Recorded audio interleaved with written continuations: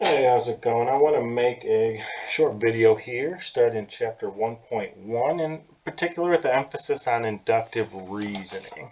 So, in this chapter, read through the basic stuff. It begins with an interesting discussion. They have a very pretty picture here, and they're talking about this Mandelbrot set. Now, this could be rather confusing. I mean, was this generated? There are ways. It's probably not super complicated to me, but it's certainly beyond the scope of this course. But there are some, mathematical ways to generate these images. Very pretty picture, but they discuss that here, and I think there's a fairly interesting discussion there. I'm not gonna, read it out to you, but I certainly think that's worth a read.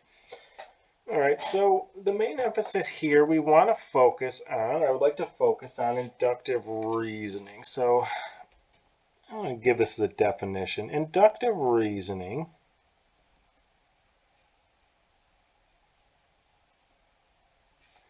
underline that one. Take this as a definition. It's a process of arriving is a process of arriving at a general conclusion, based on some observation. A general conclusion, Jesus, sorry, it looks so bad. Based on observations or specific examples.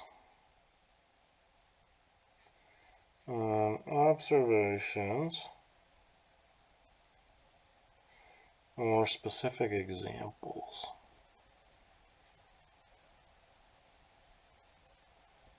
All right, so is such a conclusion correct is a natural thing to ask. Is such a conclusion correct? Right, and that is going to say the answer to that is not necessarily. No, may or may not be.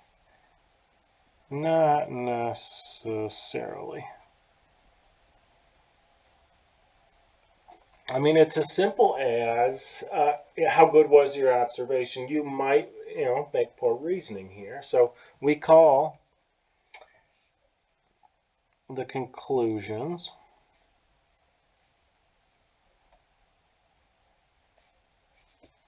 conjectures. Sorry, conjectures or hypotheses.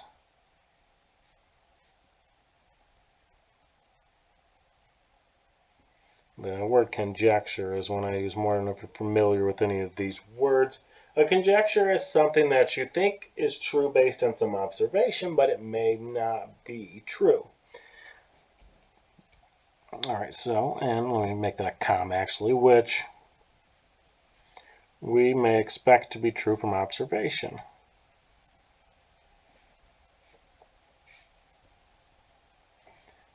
From observation, but we know they may not be true.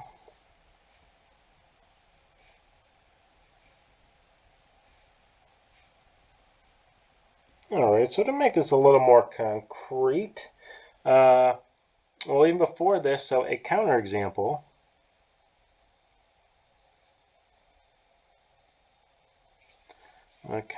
understand that, shows a conjecture is false.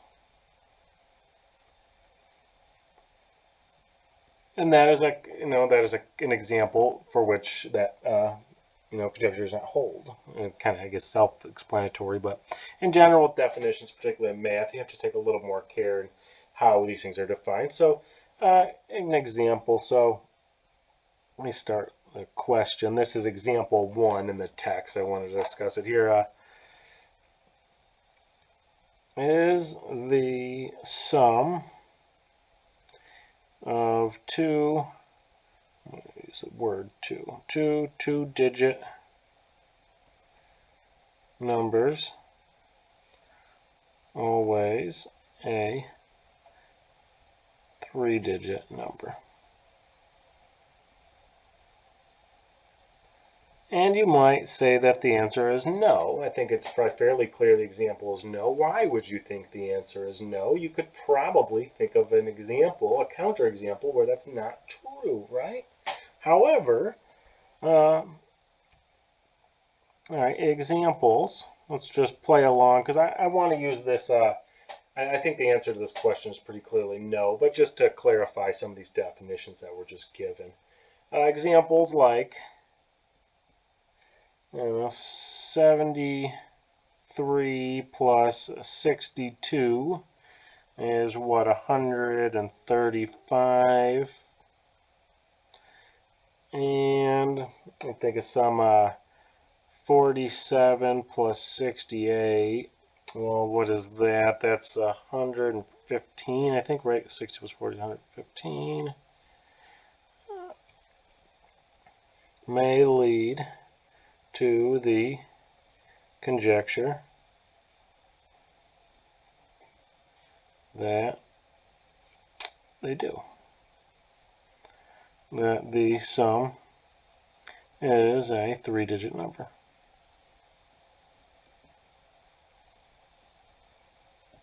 However, and you may, I think the most natural way probably someone is going to say that, oh no, this can't be the case. They're going to look for an example where it's not the case. All right. However, counterexamples are easy to find.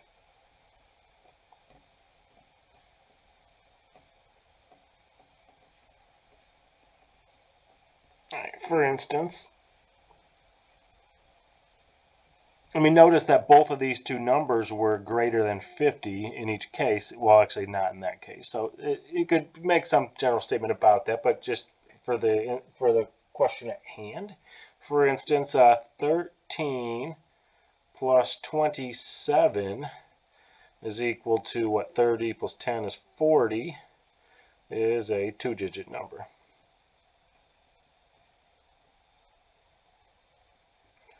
Thus, the conjecture is false.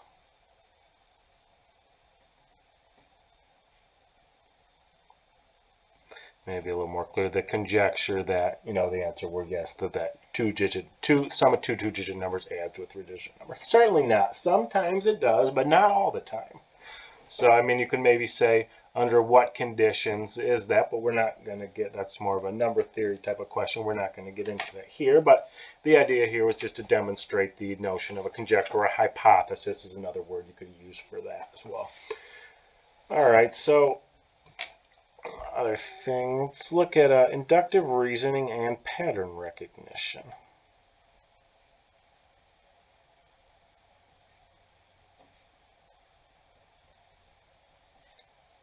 Pattern recognition.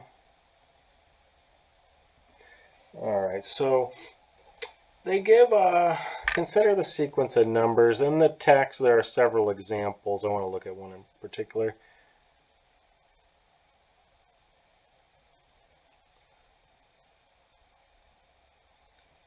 They give 3, 6, 18, 36, 108, and 216.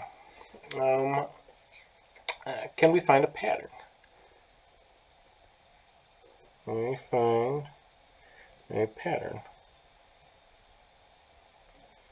All right, so you see these type of things even on social media, like they give like a list of numbers. They kind of often denote it weird, but they give like a list of numbers and you're supposed to find the next number. And the idea is, can you recognize a pattern here? And don't be intimidated by the example. Some of these can be kind of tricky. And on the exam, I'm not going to expect you to crank out an answer to something real quick to one of these things. I don't think this will come up in exam at all. But the idea is just pattern recognition and some inductive reasoning in doing so. All right, so can we find a pattern? Notice that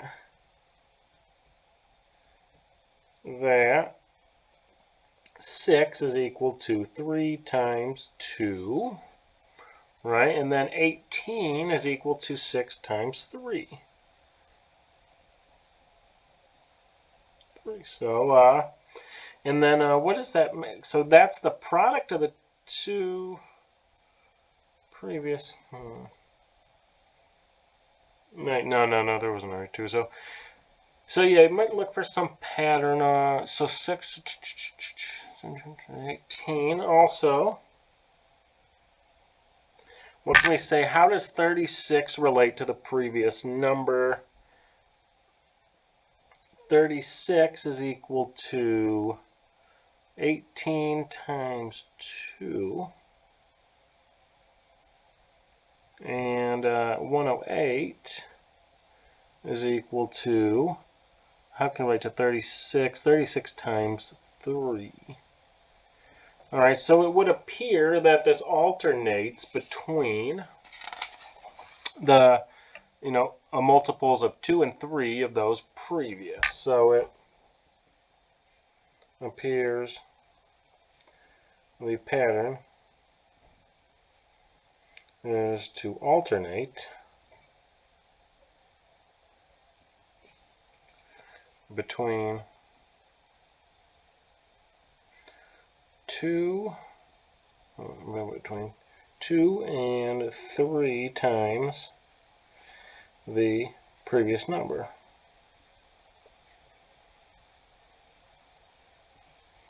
All right, so then, also 216 is equal to 108 times 2.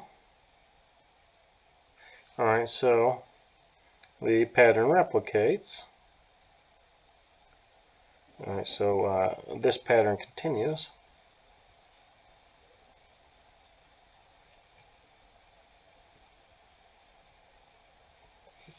All right, so the next number is what? It looks like I would multiply 216 times 3. And that is going to be what? 200 times 3 is 600 plus 48. However you do that calculation in your head or in a calculator, even 648. So note that there's not necessarily a unique answer here. And the point here, on an exam, I'm not going to give you a tricky one, expect you to produce that by any means, but just to motivate the idea here. There are some other examples. There's some interesting examples. One of these is rather recognizing just a visual sequence, a visual pattern, and what's going on with this one. Alternate. It looks like they reflected it, so I think the next one should probably be the same as that. Again, there's not really a unique pattern or a unique answer to these things. It's just more motivating a general idea. All right, so that's it for this, this short video. We'll see you again soon.